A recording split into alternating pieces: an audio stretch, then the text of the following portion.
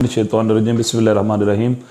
I am Syed Ahmed Mujtaba, advocate high court. आप देख रहे हैं मेरा YouTube channel universe of law by Ahmed Mujtaba.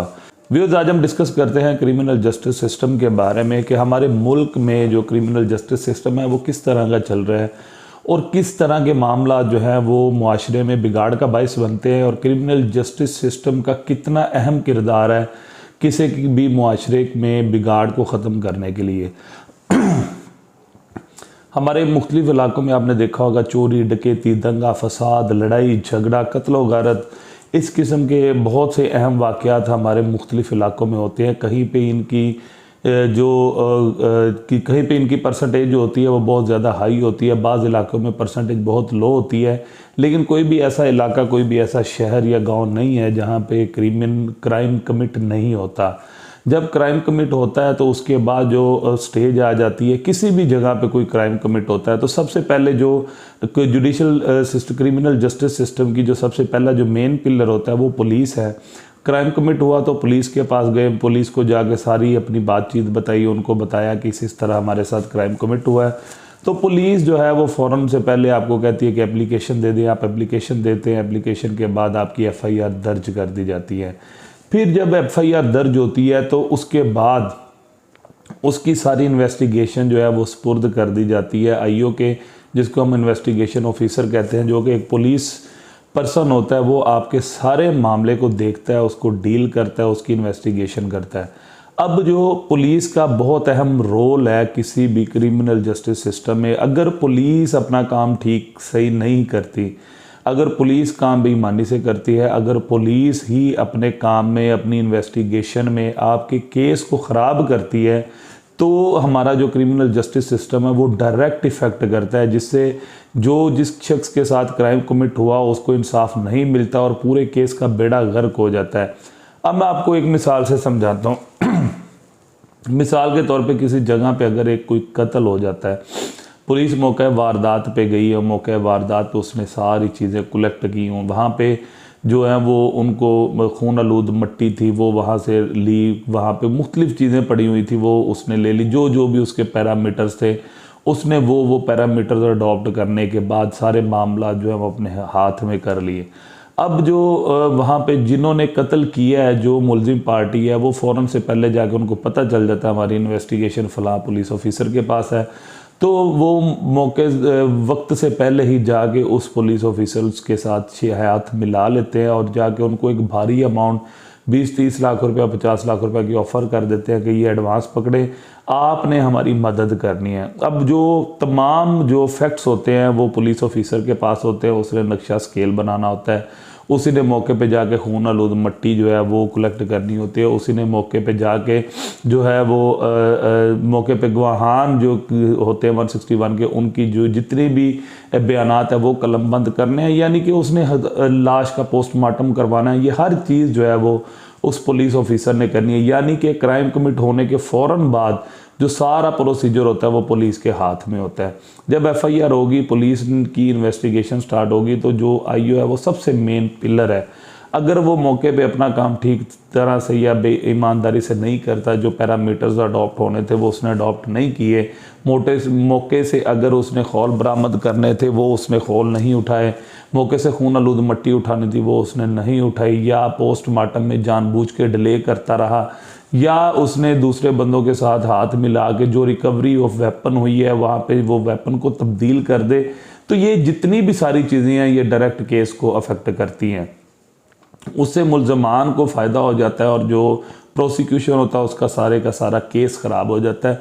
बाज़ दफ़ा ये भी होता है कि 161 की स्टेटमेंट्स में वो बयानात में तब्दीली कर देता है, बयानात वो नहीं सही से लिखता, जो मौके के गवाह होते हैं वो उसको जिस तरह बयान देते हैं वो उनको उस तरह से नहीं लिखता, वो बयानात में ही तजाद डाल देता है।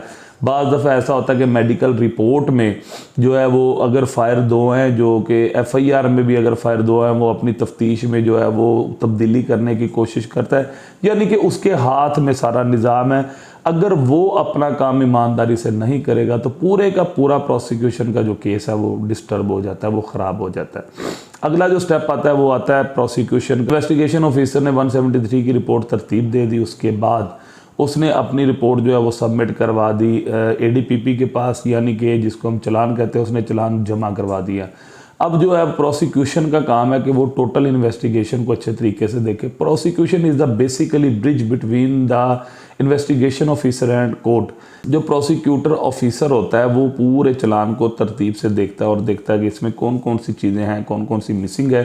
तो यानी कि वो इन्वेस्टिगेशन ऑफिसर के ऊपर एक बहुत बड़ा चेक एंड बैलेंस होता है, और उसी ने ही सारे चेक एंड बैलेंस करने के बाद जो है 173 की रिपोर्ट, जिसको कहते हैं जी चालान पास हो गया, तो वो प्रोसिक्यूटर करता है। वो पास करने के बाद अदालत में चला जाता है। इसके बाद बारी आ जाती है अदालत की। अदालत में जो सबसे बड़ा जुडिशरी की जो तीसरा पिलर है, जो कि हमारे क्रिमिनल जस्टिस सिस्टम के अंदर बहुत अहम किरदार अदा करता है, अदालत पे डिपेंड करता है कि अदालत उसमें जितने भी जो माइनर जो फॉल्ट्स हैं, जिनको हम टेक्निकल गलतियां भी कह सकते हैं, उनको इग्नोर करके जो एविडेंसेस हैं उनके ऊपर बेस करे। अदालत छोटी छोटी चीज़ों को जज ना करे। जो भी मेन प्रोसिक्यूटर के जो एविडेंसेस हैं उनको देखने के बाद और उनको समझने के बाद और जो जो अवेलेबल रिकॉर्ड है उसमें से जो पॉजिटिव चीज़ें हैं, अगर अदालत इस बात को असेस कर लेती है कि वाकई कत्ल किया गया है और कत्ल के दौरान बंदा भी मौके पे मौजूद था, इसने फायर भी मारा है, चाहे गोलियां मिली या नहीं मिली, ये बात की बात है, अपीलों में चीज़ें ये देखी जाती है। लेकिन फ़िलहाल जो फर्स्ट कोर्ट होता है उसको चाहिए कि हमेशा अपने जो मामलात हैं वो अच्छे तरीके से सर अंजाम दे और जो डिले है उसको ख़त्म करने की कोशिश करें। फिर आ जाती है कि हर अदालत के ऊपर बहुत ज़्यादा बर्डन होता है, एक अदालत में 150 के करीब केसेस लगे होते हैं। ये भी हमारे जुडिशल सिस्टम को बहुत डिस्टर्ब करता है। इसीलिए ज़्यादा से ज़्यादा अदालतें होनी चाहिए। पहले भी मैंने एक वीडियो रिकॉर्ड की थी जिसमें ये एक अपनी तरफ से सजेशन दी थी कि जिस तरह दिन को अदालतें काम करती हैं, इमारतें मौजूद हैं, अमला मौजूद है, आपके पास स्टेशनरी मौजूद है, जगह मौजूद है, तो अदालतों के जो है ना वो सेकंड टाइम भी कोर्ट्स का आगाज़ किया जाए। जो फर्स्ट टाइम सुबह 8 से 4 बजे तक अदालतें काम करती हैं, फिर 5 से रात 12 बजे तक भी अदालतें काम करें। लोग जो है वो अपना टाइम निकाल के पहुंच ही जाते हैं। तो ये सारी बातें थी आज जो जो हमारे जस्टिस सिस्टम को डिस्टर्ब कर रही हैं। और अब बातें हम अपनी ज़ात की तरफ, खुद अपनी बात करता हूँ मैं, हमारे वकला हजरात। हमारे वकला हजरात में भी बहुत से ऐसे भाई हैं हमारे जो कि क्रिमिनल जस्टिस सिस्टम में जो बेसिकली उसके बिगाड़ का बायस है। जानबूझ के केसेस को डिले करवाना, पार्टी से आप कमिटमेंट कर लेते हैं, अपनी कमिटमेंट्स को पूरा ना करना, किसी भी पार्टी के साथ आपकी जो अगर फ़ीस तय हो गया, फ़ीस तय होने के बाद आप बाकायदा तौर पे उसके केसेस में अपीयर ना हो, या आप अपीयर होते भी हैं तो आप उसके केस पे मेहनत नहीं करते, और अगर आप मेहनत भी करते हैं लेकिन फिर भी छोटी छोटी चीज़ों को इग्नोर करते हैं, क्योंकि अदालत का गलत फ़ैसला आगे चैलेंज हो जाता है, लेकिन वकील की हुई गलती जो है वो सुप्रीम कोर्ट ऑफ पाकिस्तान तक जाती है। इसीलिए वकला को भी किरदार अच्छा अदा करना चाहिए, पॉजिटिव केसेस लेने चाहिए। अगर वो लेते भी हैं, दूसरी मुल्ज़मान की तरफ से भी केसेस लेते हैं, तो हमेशा हक और सच का साथ देने की कोशिश करनी चाहिए, और कोशिश करनी चाहिए कि मामला जल्दी से माइंड अप हो। और सुलह या पैचअप जो है वो बहुत अहम तरीन जो है वो कंप्रोमाइज़, अगर आप पार्टीज़ के दरमियान, अगर आपके पॉजिटिव किरदार से जो है वो कंप्रोमाइज़ पार्टीज़ के दरमियान हो सकता है, तो उनके अंदर जो है वो पॉजिटिविटी पैदा करें, ना कि उनको उकसाएं, ना कि उनको ये कहें कि अगर उसने आपका बंदा मारा आप भी उसका कत्ल कर दो, ये कर दो, वो कर दो। ये सारी चीज़ें जो होती हैं वो बिगाड़ का बायस बनती है। रिस्क अल्लाह ने देना है, रिस्क अल्लाह के हाथ में है, अल्लाह के इख्तियार में है।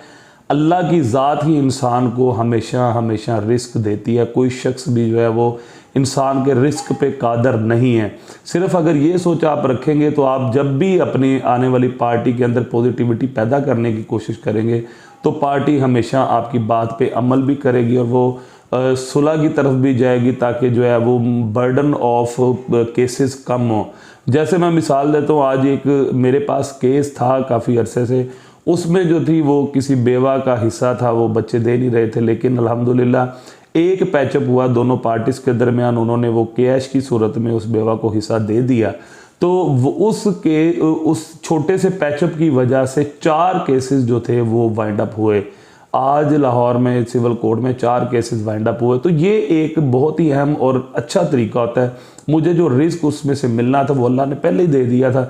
तो इसमें जो है ना वकील परेशान हो जाते हैं, अगर ये केस बंद हो गए या ख़त्म हो गए, लिटिगेशन ख़त्म होगी तो हमारा रिस्क कैसे चलेगा। रिस्क जो है वो अल्लाह की ज़ात देती है। हमेशा पॉजिटिव किरदार अदा करें ताकि हमारा जितना भी जस्टिस सिस्टम है वो ठीक तरीके से चल सके और लोगों को जो इंसाफ की फराहमी है वो ईजी हो सके। तो इसी तरह मेरा चैनल देखते रहिएगा, इंशाल्लाह अपनी अगली वीडियो में मज़ीद चीज़ें डिस्कस करेंगे। Thank you so much. अल्लाह हाफिज़।